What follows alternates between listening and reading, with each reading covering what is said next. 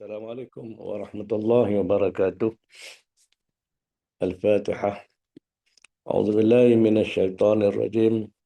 Bismillahirrahmanirrahim. Alhamdulillahi rabbil alamin. Ar-Rahmanir Rahim. Maliki yaumiddin. Iyyaka na'budu wa iyyaka nasta'in. Ihdinas siratal mustaqim.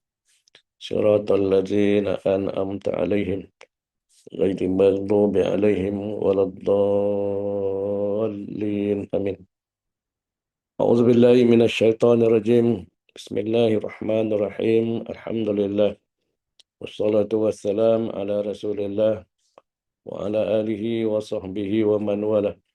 Rabbi shrah li sadri wa yassir li amri wahlul 'uqdatam min lisani yafqahu qawli. Subhanak la ilma lana illa ma 'allamtana innaka antal alimul hakim. Hasbunallah wa ni'mal wakil. Ni'mal maula wa ni'mal nasir. La haula wa la quwwata illa billah al-aliyyil azim. La haula wa la quwwata illa billah al-aliyyil azim. La haula wa la quwwata illa billah al-aliyyil azim. Amma ba'du.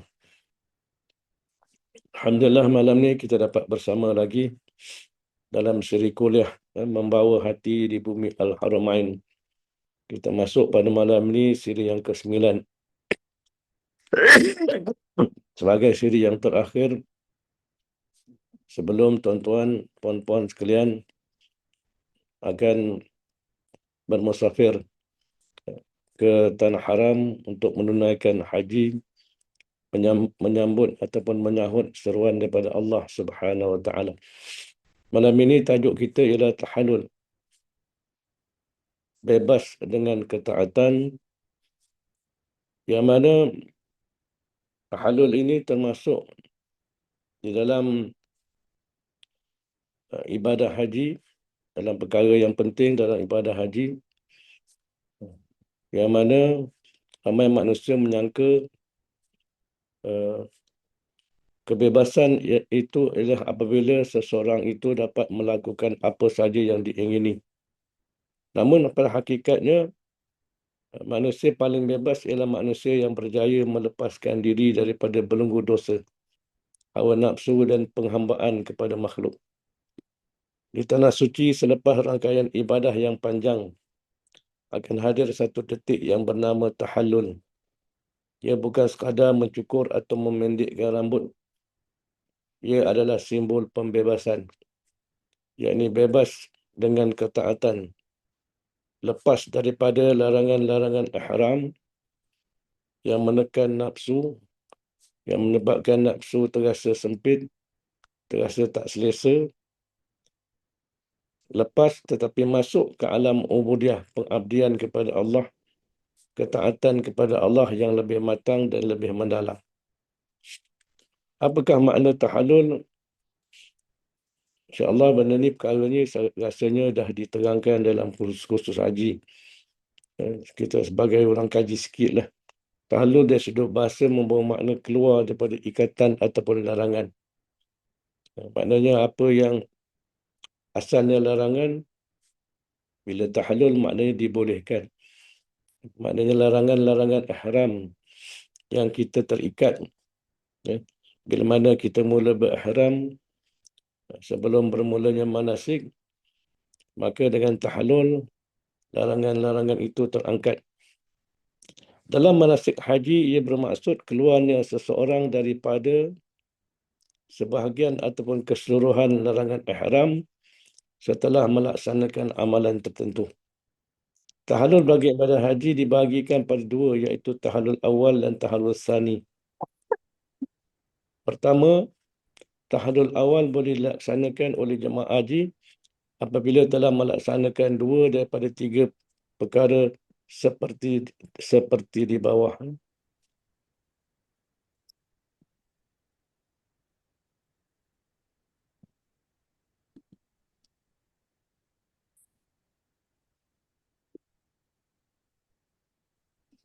Pertama, melontar jamrah al-kubra, Yang kedua, tawaf rukun, ifadah dan ataupun ifadah dan sa'i. Jika sa'i masih belum dilaksanakan, dan juga bercukur ataupun bergunting. Ini biasanya telah diterangkan di dalam kursus-kursus haji lah. Dari sudut terbawi, tarbiyah terhadap diri kita, tahallul membawa makna yang lebih mendalam, iaitu keluar daripada kelalaian kepada kesedaran, keluar daripada cinta dunia kepada cinta akhirat, keluar daripada hidup lama kepada jiwa baru. Itu maknanya tahallul. Sebagaimana kalau dalam solat ni, lepas kita beri salam lah. Bila kita takbiratul ihram, banyak perkara yang boleh, dah tak boleh dah. Banyak perkara yang harus sebelum takbiratul ihram, makan, minum, bercakap dan sebagainya, terlarang apabila kita takbiratul ihram. Sepanjang kalau 5 minit kita semayang, 10 minit kita semayang, yang tak boleh semua dah, yang boleh semua dah tak boleh dah. Tetapi bila kita beri salam, saja, apa yang dah tak boleh di dalam sepanjang semayang tu, maka diharuskan. Maka begitulah juga dengan tahallul. Baik. Allah Ta'ala berfirman, A'udzubillahi minasyaitanirrajim, laqad sadaqallahu rasulahu ar-ru'ya bilhaqq, latadkhulunna al-masjidal haram, insya'allahu aminina muhalliqina ru'usakum wa muqassirina la takhafun.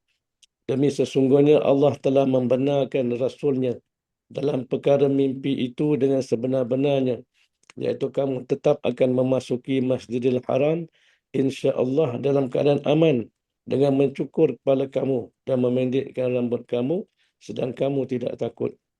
Ayat ini menunjukkan bahawa mencukur atau memendekkan rambut adalah lambang kemenangan rohani dan juga keamanan jiwa.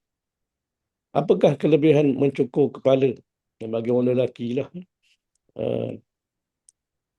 Sebab walaupun ada kelebihan, pengalaman lah, Abi pergi haji dulu, ramai orang tak nak cukur kepala. Sebab itulah ada kelebihan cukur kepala ni walaupun taklah wajib. Sebab orang ni, kita lah orang biasa ni, kita memang suka jaga rambut kan. Rambut ni jadi mahkota. Bagi lelaki, bagi perempuan lagi lah. Rasulullah SAW bersabda, Allahumma arhamil muhalliqin. Ya Allah, rahmatilah orang-orang yang mencukur kepala. Para sahabat berkata, wahai Rasulullah, dan orang yang memendekkan rambut, baginda bersabda lagi, Allahumma arhamil muhalliqin. Ya Allah, kau rahmatilah orang-orang yang mencukur kepala. Mereka bertanya lagi, baginda mengulang beberapa kali. Kemudian bersabda, wal muqassirin. Maknanya, termasuklah juga yang memendekkan rambut, yang menggunting rambut lah maksudnya. Betapa Rasulullah SAW menyuruh mencukur kepala itu. Ini menunjukkan penghormatan zahir yang disertai dengan kepatuhan hati, mempunyai nilai besar di sisi Allah Subhanahu Wa Taala. Sebab itulah kalau kita lihat ibadah haji ni, di antara ciri-ciri penting ibadah haji ni, ia satu ibadah yang perlakuannya, yang kaifiat-kaifiatnya, yang aksi-aksinya adalah perkara-perkara yang maknanya Allah Ta'ala nak kita ikut je, kita follow je, kita ikut je. Jangan banyak soal lah orang kata. Jangan tanya kenapa lepas ihram tu dah tak boleh itu, tak boleh ini dan sebagainya. Memanglah ada hikmah tertentu. Tetapi maknanya Allah Ta'ala nakkan kita ni ikut tanpa banyak soal, nak mengajar soal ketaatan yang mutlak kepada Allah Ta'ala dan juga ketundukan kepada sunnah Nabi kita Muhammad sallallahu alaihi wasallam dalam soal ibadah.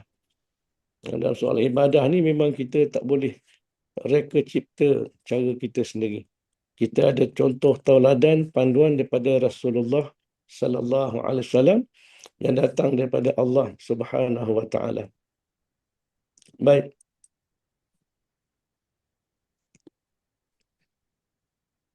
Apakah dimensi syukur dalam tahallul?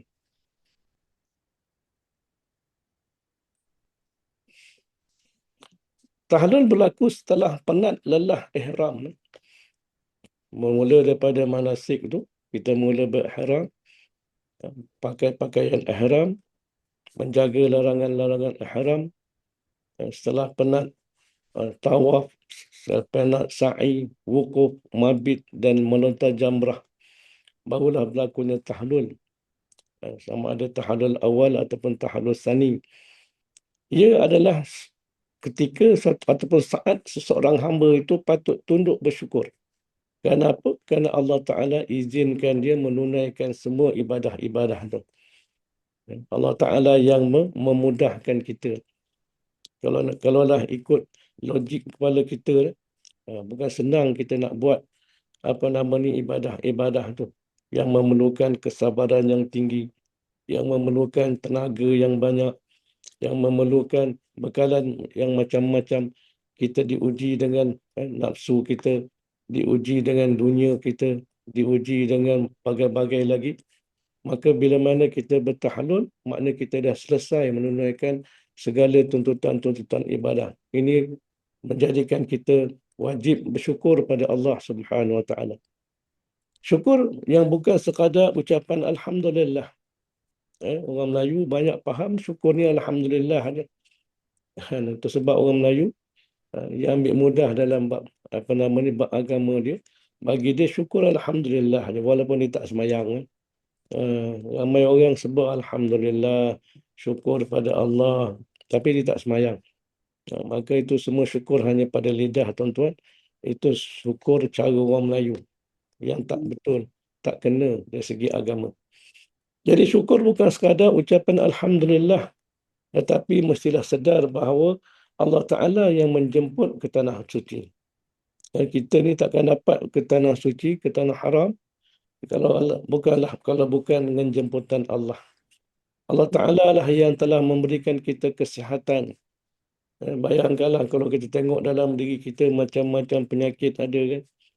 Penyakit kencing manisnya, penyakit berat badannya, penyakit darah tingginya, penyakit gautnya, penyakit sendinya, dan penyakit yang paling yang susah nak ubat, penyakit tuanya kan. Macam-macam penyakit kita ni. Tapi Allah Ta'ala yang memudahkan kita sehingga kita boleh tunaikan apa nama ni, ibadah ataupun tuntutan-tuntutan dalam ibadah haji tu. Kita kena sedar bahawa Allah Ta'ala jualah yang memudahkan ibadah kita.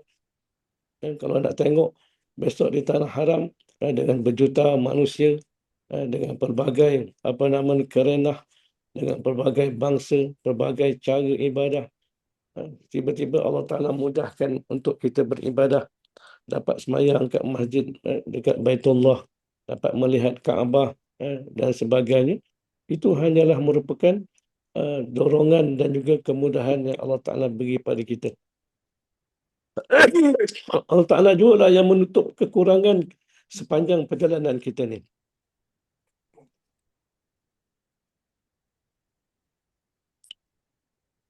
Oleh kerana itulah, syukur bukan sekadar ucapan Alhamdulillah.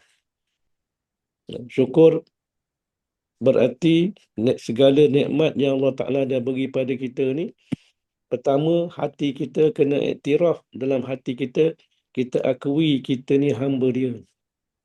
Hanya dia yang beri nikmat-nikmat ni. Yang kedua, nikmat yang Allah Ta'ala beri pada kita ni, kita gunakanlah untuk taat dan patuh pada dia. Untuk terus mendekati dia. Itu dia. Bukan sekadar dekat tanah haram, balik ke kampung, balik ke tanah air pun, kita tetap jadi hamba dia yang taat dan patuh. Itu dia. Barulah maknanya sempurna apa nama ni, syukur kita pada Allah. Allah Ta'ala berfirman, "Wa ma bikum min ni'matin faminallah." Dan apa jua nikmat yang ada pada kamu, maka ia datang daripada Allah. Ini ada kaitan dengan tauhid lah.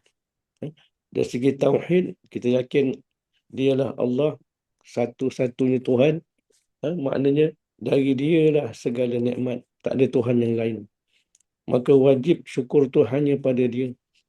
Bukan sekadar lafaz Alhamdulillah, tetapi seluruh hidup kita mestilah diabdikan, tunduk dan patuh pada Allah Subhanahu Wa Taala. Kalaulah dekat tanah haram, tiap-tiap hari kita semayang di masjid, di Masjid Nabawi ke Masjidil Haram ke, maka bila balik kampung, balik ke tanah air, kita teruskan bersemayang juga di masjid-masjid Allah yang ada di tanah air. Jangan jadi setengah orang nak semayang jemaah, nak pergi cuma dekat tanah haram je. Balik kampung, masjid depan rumah pun kita tak singgah dah. Itu semua perkara yang tak sepatutnya berlaku. Baik, apakah perubahan diri selepas tahallul?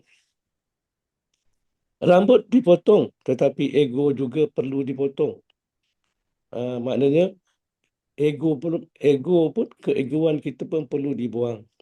Kepala dicukur, tetapi kesombongan juga perlu kita buang jauh-jauh. Itu dia. Itu perasaan yang mesti kita ada bila mana kita bertahallul.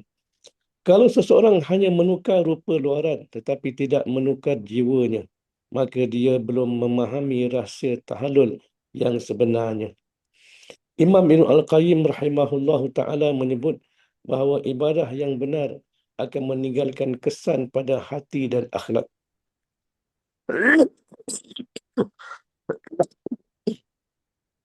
Ini satu kayu ukur, satu kayu ukur yang paling penting kan, dalam bab ibadah ni. Ibadah ni maknanya kita sembah Allah, ibadah. Kita tunduk dan patuh pada perintah Allah. Jadi bila kita tunduk dan patuh pada perintah Allah, bererti apa nama ni, dalam hati kita ni kena buang segala sifat-sifat keangkuhan, keegoan, takabur, membangga diri, dan seumpama merendahkan diri orang lain. Sebab hati kita hanya tunduk dan patuh merendah diri pada Allah Subhanahu Wa Taala. Sebab itulah kesan besar ibadah ni ialah pada akhlak tu. Rasulullah SAW tu, perjuangan dia yang begitu hebat 23 tahun tu, apa matlamat besar di antara apa nama ni perjuangan Nabi. Nabi sebut dalam hadisnya, bu'istu liutammima makarimal akhlak. Aku diutuskan untuk menyempurnakan kemuliaan akhlak. Bayangkanlah Nabi mengajak manusia mentauhidkan Allah. Nabi mengajar manusia untuk hanya mengesahkan Allah. Nabi berhijrah, Nabi berperang fisabilillah. Kemuncak daripada dakwah Nabi ni ialah nak menjadikan manusia ni berakhlak sebenarnya. Itu mesti kita perhatikan dalam diri kita.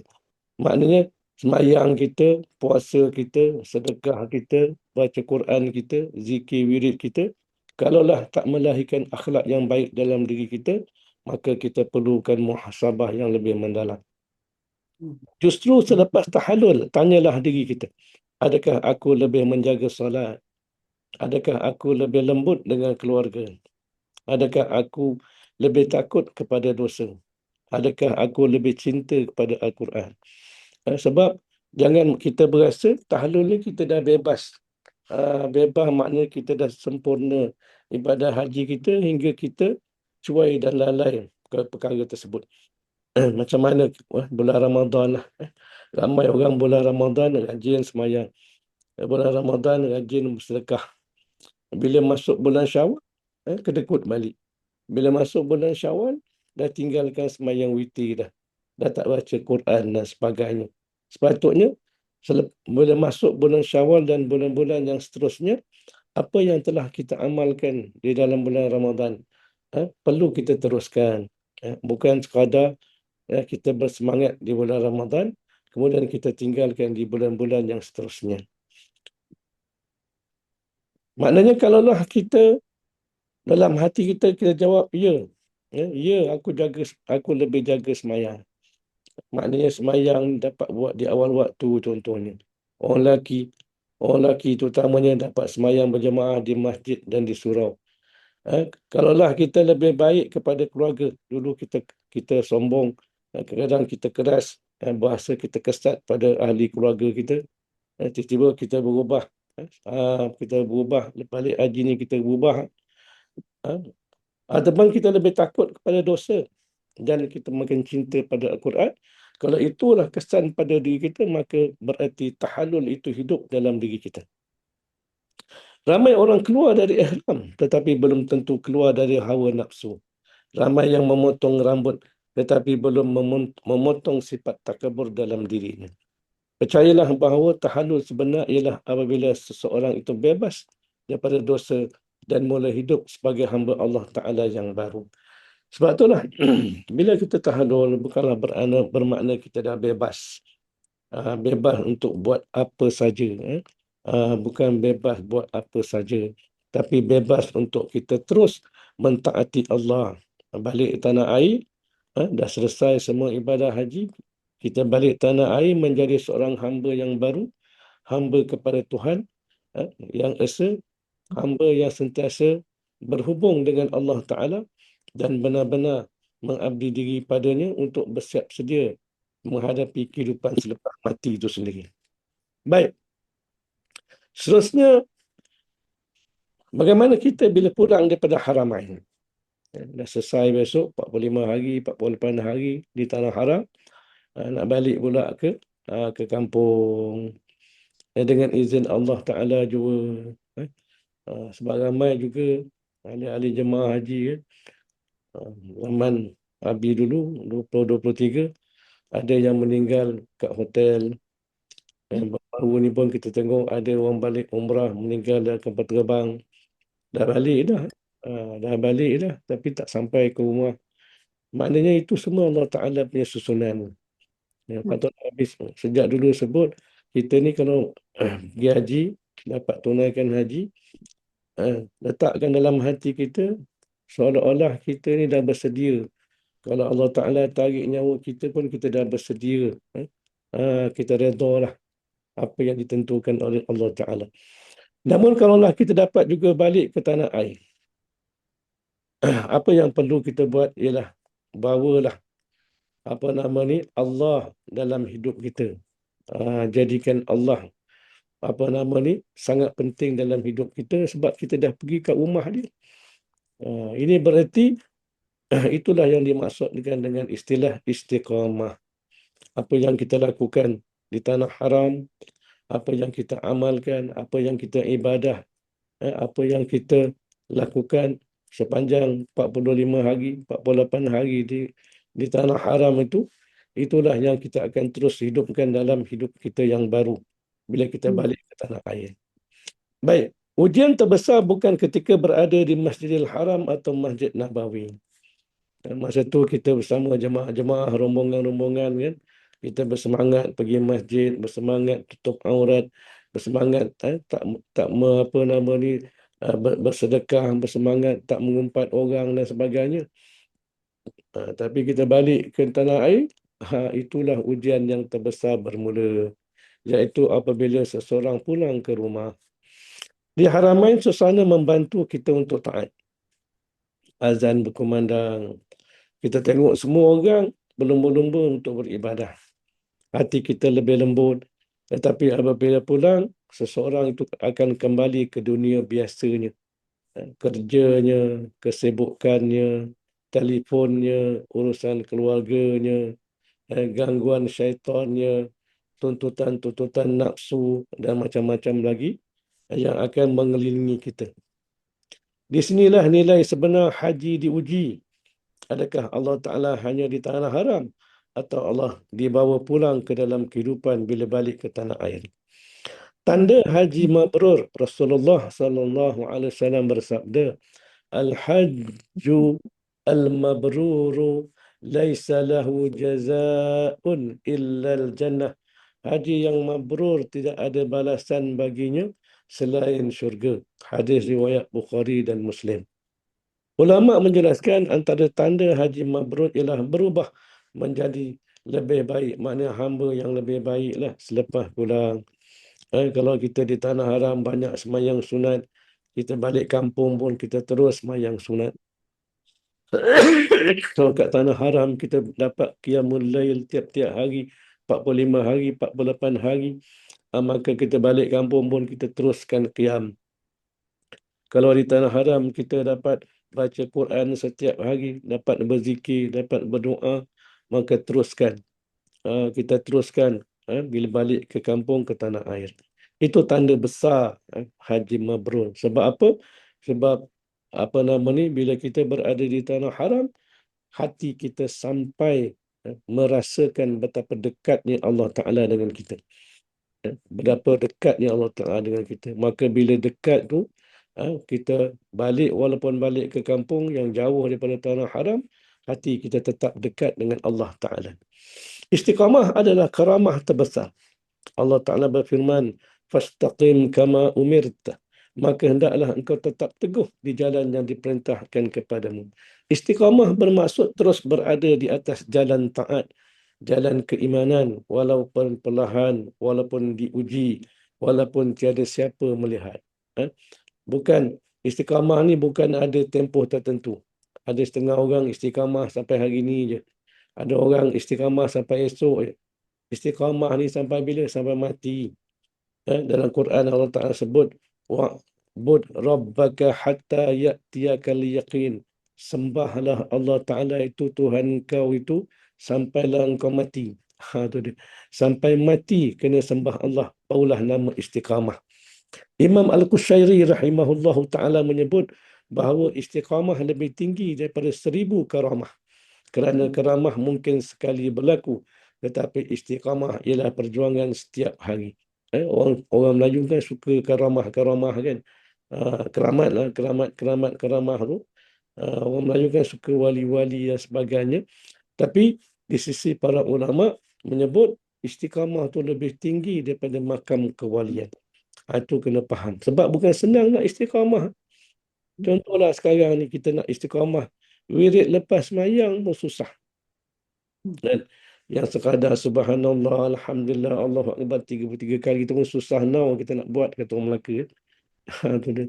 Nak berdoa lepas mayang tu pun bukan main susah. Setiap malam nak baca surah Al-Muluk sebelum tidur pun bukan main susah nak istiqamah. Baca sekali-sekala tu boleh lah. Tapi nak istiqamah maknanya berkekalan. Walaupun sibuk macam mana, itu cukup susah. Sebab itulah orang yang dapat nikmat istiqamah ni, dia dapat nikmat yang lebih hebat daripada karamah wali-wali itu sendiri. Baik, membawa Allah dalam hidup selepas pulang daripada Haramain. Ramai orang berubah ketika berada di Masjidil Haram dan Masjid Nabawi. Tengok Masjid Nabawi, melihat apa namanya kubur Rasulullah sallallahu alaihi wasallam, melihat Kaabah depan mata, hati jadi lembut. Air mata mudah gugur, ibadah rasa mudah, rasa ringan. Namun cabaran sebenar bermula apabila pulang ke rumah. Pulang ke rumah, balik dengan astro, balik dengan apa nama ni, apa tu, dengan drama Melayu, balik dengan apa nama ni, macam-macam. Itu cabaran sebenar. Sampai kita terlupa kita baru balik haji kan. Punya berdendamnya dengan drama Melayu kan. Itu dia. Di sinilah persoalan besar muncul. Adakah Allah Ta'ala hanya kita rasa dapat bersama Allah di tanah haram saja, ataupun terus dibawa ke dalam kehidupan harian? Percayalah bahawa haji bukan sekadar perjalanan ke Mekah, tetapi latihan untuk hidup bersama Allah Ta'ala selepas kembali ke tanah air. Apa yang perlu kita lakukan bila kita balik tanah air? Pertama, jagalah solat 5 waktu. Firman Allah Ta'ala, "Inna as-salata kanat 'alal mu'minina kitaban mawquta." Sesungguhnya solat itu adalah kewajipan yang ditentukan waktunya atas orang beriman. Sebab itulah amalan yang paling afdal ialah semayang on time. Semayang on time tu, itulah amalan yang paling hebat, baik untuk lelaki ataupun orang perempuan. Orang perempuan lagi susah, dengan kerja dapur dia, dengan anak dia, dia pun kerja pejabat dan sebagainya. Memang kalau dapat semayang awal waktu tu, memang Allah Ta'ala memang akan hargailah. Tapi usahakanlah, macam mana pun kita usahakan.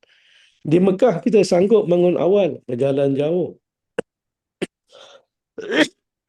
Kalau siapa yang dengan muasasah, mungkin ada yang sampai 1 kilometer berjalan daripada hotel, menunggu saf, bersesak demi solat berjemaah. sanggup susah payah, maka selepas pulang janganlah sampai masjid depan rumah pun, yang dekat depan rumah pun terasa jauh sangat. Apa yang perlu kita usahakan dari segi rutin praktikal kita, jadikan azan sebagai keutamaan, bukan gangguan. Kita boleh set lah handphone kita kan, 5 waktu tu boleh set kat handphone kita, bersiap sedia supaya kita dapat di awal waktu. Adjust hidup kita. Ambil wuduk 10 minit sebelum azan. Tu dia. Kalau boleh, dengar azan, jawab azan. Jawab azan. Jangan kita biarkan je. Lepas azan, kita berdoa. Lepas berdoa, kita berselawat. Berselawat atas Nabi SAW untuk mendapat syafaat Nabi. Kemudian usahalah, bagi orang lelaki, pergilah ke masjid, ke surau, ke tempat azan tu berbunyi. Kalau tak ada pun, kat rumah semayanglah dengan isteri, dengan anak-anak dan sebagainya. Kemudian solatlah berjemaah di masjid sekurang-kurangnya subuh dan isyak jika mampu. Sebab subuh ni dia ada solat sunat subuh yang lebih baik pahalanya daripada dunia dan isi-isi kandungannya. Jadikan itu rutin setiap hari. Jangan pula kita berasa, kita ni dah haji. Oleh kerana kita dah haji, maka kena semayang subuh kat masjid. Jangan rasa begitu. Kita kena rasa itu tanggungjawab kita sebagai hamba Allah. Allah Ta'ala yang suruh. Bukan kerana nak pujian, bukan kerana nak jaga standard kita. Itu kena faham dari sudut keikhlasan. Letakkan jadual kerja mengelilingi waktu solat. Aturkan kerja kita ni supaya tak mengganggu waktu solat. Bukan solat mengelilingi kerja. Selepas setiap solat, duduklah 3-5 minit berzikir, berwirid, dan berdoa sebelum bangun. Sebab kalaulah lepas mayang, kita tak berzikir, bila lagi kita nak berzikir? Kalau lepas salam, Assalamualaikum, Assalamualaikum, kita tak duduk dan berdoa, bila masa kita nak berdoa? Percayalah, kalau lepas mayang kita tak berdoa, susah kita nak berdoa tempat lain. Nak masa pergi kedai mamak ke, nak berdoa, masa tengok drama ke, nak berdoa, memang takkan jadi. Maknanya usahakan supaya waktu semayang, selepas semayang itulah kita berdoa. Terutamanya doa kepada ibu bapa kita. Baik. Jika dulu kita boleh berjalan jauh demi solat di Haramain, mengapa ini sukar melangkah ke masjid surau yang berdekatan? Ini satu muhasabah. Besok balik, balik haji besok, tengok benda ni dalam diri kita. Jangan tengok orang. Jangan hukum orang, tengok diri kita sendiri. Kalau yang pergi haji laki bini, kena saling ingat mengingat. Isteri ingatkan suami, suami ingatkan isteri. Baik, yang keduanya, kekalkan hubungan dengan Al-Quran. Di tanah haram, Al-Quran terasa dekat. Ramai mampu khatam, membaca selepas solat, menunggu waktu dengan tilawah. Ada yang khatam 2 kali, 45 hari, 48 hari di Haramain boleh khatam 2 kali baca Quran. Tapi janganlah jadikan semua itu hanya kenangan bila balik ke tanah air. Allah Ta'ala berfirman, Inna hazal Quran yahdi lillati hiya aqwam. Sesungguhnya Al-Quran ini memberi petunjuk ke jalan yang paling betul. Maknanya Al-Quran ni mesti jadi sodik kita. Sodik ni apa? Kawan kita. Kawan kita. Kita ni kena jadi kawan pada Al-Quran. Kerana hadis Nabi SAW menyebut, Iqra'ul Quran fa'innahu ya'ti yawmal qiyamah syafi'an li ashabih. Bacalah Quran, kata Nabi, kerana pada hari kiamat nanti, Quran akan beri syafaat kepada sahabat-sahabat dia. Siapa sahabat-sahabat Quran ni? Orang yang rapat dengan dia lah. Yang belajar Quran, yang baca Quran, yang tadabbur Quran. Maka ini perkara yang mesti kita teruskan bila kita balik ke tanah air. Apa rutin praktikal yang boleh kita usahakan? Pertama, minimum setiap hari 2 muka surat selepas subuh. 2 muka surat Quran lah, baca lah, bukan tengok je. Baca. Kemudian 2 muka surat selepas maghrib ataupun isyak. 1 hari 1 ayat tadabbur untuk kita baca, faham, fikir dan amal. Sekarang ni kan dah banyak buku-buku, kitab-kitab terjemahan tafsir, kena rujuk untuk dijadikan bahan tadabbur. Kalau kita baca 1 muka surat, mungkin ada 1 ayat yang kita boleh trigger lah untuk kita tadabbur. Kemudian simpan mushaf di tempat yang mudah dicapai. Sekarang ni semua ada handphone, dalam handphone ada mushaf, kan. Jangan simpan, bukan main cantik tapi tak dibaca. Besok Quran ni jadi Quran buruk je. Kan orang Melayu ada pepatah Quran buruk, benda mulia tapi tak digunakan. Kemudian dengar bacaan Quran ketika memandu.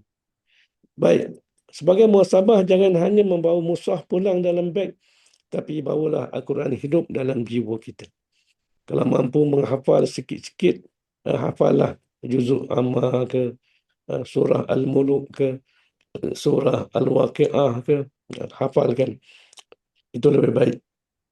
Kemudian yang ketiga, teruskan zikir dan berdoa. Lidah yang pernah basah dengan labbaik Allahumma labbaik ketika di tanah haram, jangan menjadi kering selepas pulang ke tanah air. Allah Ta'ala berfirman, fazkuruni azkurkum. Oleh itu ingatlah kamu kepada aku, nescaya aku ingat kepada kamu. Maknanya ayat ni tuan-tuan sangat penting kita ingat, kita sedarkan diri kita. Kita ni kalau nak tahu Allah Ta'ala pandang dan ingat kita dengan rahmat dia, tengok diri kita sendiri. Kalau kita sendiri tak ingat Allah, kalau kita sendiri tak berzikir ingat Allah, percayalah Allah Ta'ala pun tak ingat kita. Allah Ta'ala tak pandang dan ingat dengan pandangan rahmat dia pada kita. Jadi kalau kita ni nak dapat pandangan Allah, nak dapat rahmat keberkatan daripada Allah, maka banyakkanlah ingat, sama ada ingat dengan hati ataupun ingat dengan lidah. Itulah yang dinamakan zikrullah.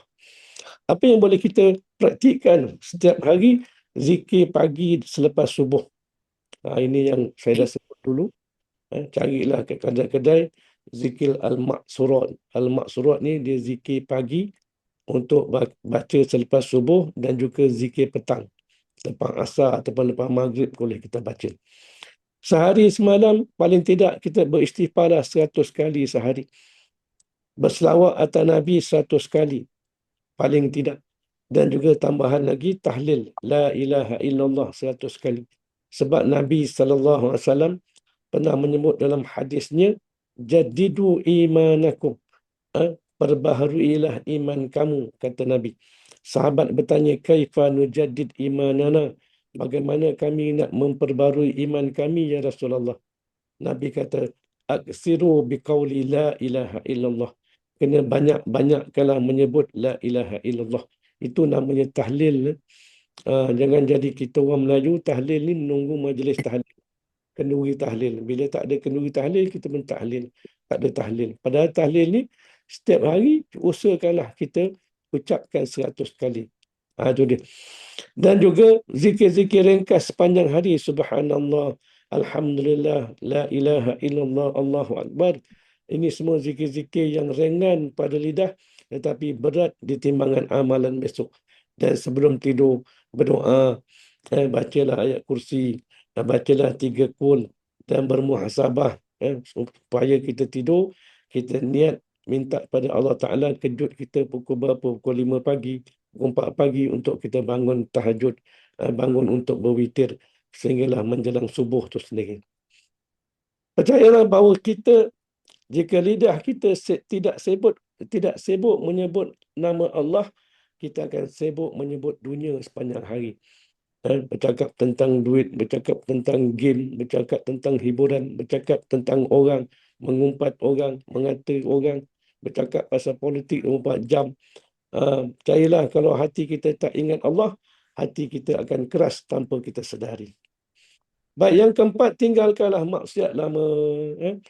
Bila balik kampung besok, lepas balik haji, tidak wajar seseorang itu kembali dari haji lalu membuka semula pintu dosa lama. Kalau dulu kita ni kaki fitnah orang, tinggalkanlah. Kalau dulu kita kaki mengumpat orang, tinggalkanlah. Janganlah balik kepada dosa-dosa itu. Kita balik daripada haji ni, Rasulullah SAW bersabda, man hajja falam yarfas walam yafsuq raja'a kayaumi waladathu ummuhu. Barang siapa menunaikan haji lalu tidak melakukan perkara keji dan maksiat, dia pulang seperti hari dia dilahirkan ibunya. Alangkah baiknya kita balik itu dalam keadaan bersih, tak ada dosa. Tiba-tiba balik kampung, Kita balik kepada perangai lama. Wal'iyazbillah. Apa yang boleh kita praktikkan? Senaraikanlah 3 dosa kebiasaan lama yang mesti kita putuskan. Tinggalkan langsung. Tutup jalan kepada dosa. Padam aplikasi. Kalau dulu kita ada aplikasi dalam handphone yang membawa kita lalai daripada Allah. Buanglah. Jauhilah tempat-tempat maksiat. Ubahlah kawan jika perlu. Jika terjatuh, segera bertaubat pada hari yang sama juga. Dan gantikan masa kosong dengan ilmu dan juga amal. Baik, kena ingat bahawa kita balik ke tanah air, kita akan balik kepada syaitan-syaitan. Sama ada syaitan jin atau syaitan manusia yang menunggu-nunggu kita selepas ibadah haji ini untuk mengembalikan kita ke titik lama kita. Orang kata balik asal, wal'iyazbillah. Yang kelima, jadilah bermanfaat kepada manusia. Haji yang benar melahirkan akhlak yang baik, sabar, tenang dan suka membantu. Rasulullah sallallahu alaihi wasallam bersabda, khairun nas anfa'uhum linnas. Sebaik-baik manusia ialah yang paling bermanfaat kepada manusia. Berusahalah untuk senyum dan beri salam dahulu. Beri salam ni memang besar manfaat dia. Ada sudut ukhuwah persaudaraan. Bantu keluarga tanpa disuruh. Kalau dulu kita orang tak minta bantuan, kita diamkan je. Sekarang ni kita offer pula bantuan kepada orang. Sumbang sedikit setiap minggu. Walaupun kita tak kaya, jangan lupa untuk bersedekah. Telefon ibu bapa dan saudara untuk menghubung silaturahim. Maafkan orang yang menyakitkan hati kita. Gunakanlah pengalaman haji untuk menenangkan orang lain dan bukan untuk bermegah. Ingat, title haji hajah tu tak ada apa sebenarnya. Allah Ta'ala tak pandang. Tapi Allah Ta'ala pandang amalan kita dan juga keikhlasan hati kita. Ukuran perubahan bukan berapa kali menyebut kisah haji. Jangan kita balik kampung ni sembang haji tak habis-habis. 5 tahun tak habis cerita haji untuk nak membangga diri. Tetapi berapa ramai rasa baiknya akhlak kita. Tapi yang mesti kita lihat ialah apakah perubahan dalam akhlak kita. Jangan jadi bekas ataupun alumni haji. Apa maksud ni? Maknanya haji ni jadi kenangan je lah. Haji sekadar jadi kenangan. Ada yang pulang bawa air zam-zam, bawa tasbih, bawa kurma, tapi sifat pemarahnya sama lagi. Lalainya sama lagi. Solatnya tak berubah lagi. Lidahnya masih mengumpat orang lagi. Ini jangan rugi kita. Kita dah berpuluh ribu keluar duit untuk pergi haji. Penat lelah. Tiba-tiba balik ke kampung. Tak ada apa yang berubah dalam diri kita. Yang penting bukan apa yang dibawa dalam beg, tetapi apa yang dibawa dalam hati kita. Tanda jiwa baru ialah solat lebih terjaga. Ini ukuran yang penting. Hati lebih lembut lagi. Hati kita lebih sensitif dengan masjid, dengan azan, dengan semayang, dengan Quran, dengan ilmu dan sebagainya. Dunia kurang memikat. Orang kata dah tawar hati dengan dunia. Dosa lebih ditakuti. Maknanya dijauhi. Dan akhirat lebih diingati. Doa orang yang pulang dari haji, Allah Ta'ala berfirman, Rabbana taqabbal minna innaka antas sami'ul alim. Wahai Tuhan kami, terimalah daripada kami. Sesungguhnya engkaulah yang maha mendengar, lagi maha mengetahui. Suratul Baqarah ayat 127. Doa ni walaupun pendek, kan? Kita sebut, Rabbana, wahai Tuhan kami, taqabbal minna. Terimalah daripada kami. Dalam keadaan kita tak sebut, kita minta terima apa? Semayang ke? Doa ke? Amalan ke? Zikir wirid kita ke? Bacaan Quran kita tak sebut. Tapi ayat ini merangkumi semua sekali. Ini hebatnya. Doa ni bila sebut Rabbana taqabbal minna, kita minta keseluruhan hatta hidup mati kita ni pun Allah Ta'ala terima. Itu dia. Itu yang pentingnya. Baik. Jika dirumuskan haji mabrur menurut isyarat Al-Qushari, Imam Qushari dalam Lataif Isyarat, kitab taksir yang ditulis ialah haji yang memindahkan manusia dari dunia kepada Allah. Sekarang ni kita dikelilingi oleh dunia. Dunia hiburan, dunia kerja, dunia game, dunia lagu. Dunia makan, dunia minum, dunia kereta, dunia bisnes, dunia macam-macam dunia. Macam mana kita nak balik kepada Allah? Dan daripada nafsu kepada takwa. Kerana apa? Kalau kita tak didik nafsu, percayalah ketakwaan kita takkan meningkat. Dari kelalaian kepada zikir, ini hati kita. Hati kita memang sentiasa diuji dengan kelalaian, maka haji akan bawa kita lebih dekat dalam mengingati Allah. Dan juga dari dosa kepada istiqamah, yang mana istiqamah ini lebih baik daripada makam kewalian itu sendiri. Bukan sekadar pergi dan balik, bukan sekadar gelaran dan cerita, tetapi perubahan jiwa yang nyata. Sebagai penutup, Tanah Haram bukan tempat untuk kita kenang, tetapi tempat untuk diterjemah dalam kehidupan. Jika dahulu di Mekah air mata mudah gugur, maka di rumah pun carilah saat sunyi untuk menangis kepada Allah. Jika dahulu di Madinah jiwa kita tenang, maka di kampung halaman pun binalah ketenangan dengan solat dan zikir. Ramai orang sampai ke Mekah, tetapi sedikit yang benar-benar sampai kepada Allah. Ramai membawa pulang air Zam-Zam, tetapi tidak semua membawa pulang hati yang bersih. Percayalah bahawa haji bukan tamat ketika kapal terbang mendarat. Haji sebenar bermula apabila seseorang pulang ke tanah air, ke kampung halaman, ke rumahnya kembali.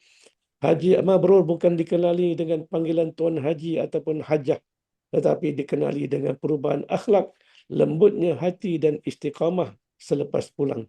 Justru tanyalah diri selepas haji, adakah aku lebih dekat dengan Allah Ta'ala?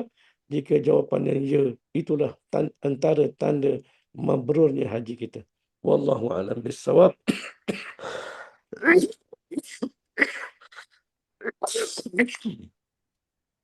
لا علم لنا إلا ما علمتنا إنك أنت العليم الحكيم لا حول ولا قوة إلا بالله العلي العظيم.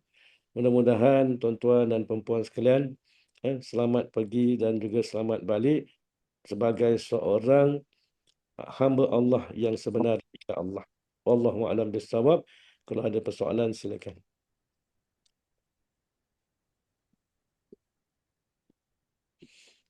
Bismillahirrahmanirrahim. Alhamdulillahirrabbilalamin. Wassalatu wassalamu ala asyrafil mursalin wa ala alihi wa sahbihi ajma'in. Allahumma arhamna bil Qur'an waj'alhu lana imama wa nuran wa hudan wa rahmah. Allahumma arinal haqqa haqqa warzuqna tiba'ah wa arinal batila batilan warzuqna ijtinabah. Allahumma nawwir qulubana binuri hidayatik kama nawwartal arda binuri syamsi wa qamarik. اللهم زدنا علما وارزقنا فهما وصلى الله على سيدنا محمد وعلى آله وصحبه وبارك وسلم والحمد لله رب العالمين. إن شاء الله jumpa lagi. Assalamualaikum warahmatullahi wabarakatuh.